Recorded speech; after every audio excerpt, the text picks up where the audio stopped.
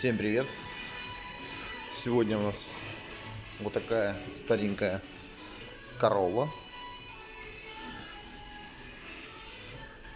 Проблема следующая. Вой под капотом. Ну, как бы было подозрение на подшипники генератора. Я его уже снял. Крепится на 2 болтах. Абсолютно 5-минутная работа. Не вижу смысла снимать. Здесь проблема в следующем. Это тот редкий случай, когда завыло все. Генератор отправили уже в ремонт. Я думаю, будет слышно на видео. Помпа под замену.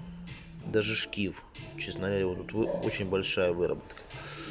И здесь даже компрессор кондиционера. Подшипник требует замены.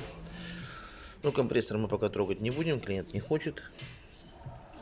Сейчас привезут генератор с ремонта и помпу. Заменим. И все будет работать. Что ж, покажу более детально, как меняется помпа. Это здесь очень все просто. Ну, все по очереди.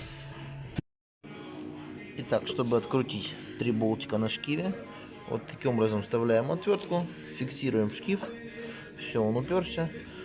Срываем 3 болта, откручиваем их, снимаем шкив. Шкив снят, откручиваем саму помпу. Она крепится на 5 болтиках, ничего сложного. Таз у нас под низом подставлен. Туда будет сливаться антифриз.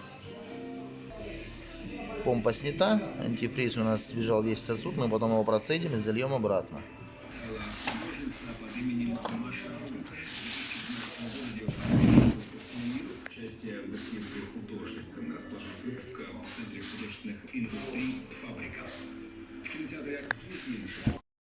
Помпу мы установили, затянули, устанавливаем шкив на место, затягиваем 3 болтика, шкив фиксируем также любым удобным инструментом, ну, например, отверткой.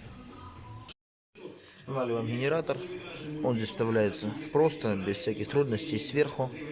Сразу можно вставить нижний болт, наживить, тогда уже поставить натяжную планку. Не забывайте обязательно откидывать минусовую клемму, когда делаете эти вопросы с генератором или со стартером, неважно.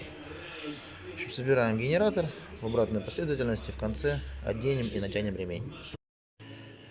Все мы установили, генератор обтянули, ремень натянули.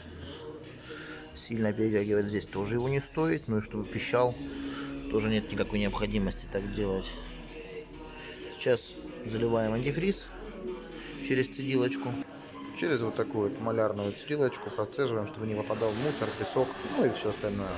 Ну что же, автомобиль мы уже прогрели, все отлично работает.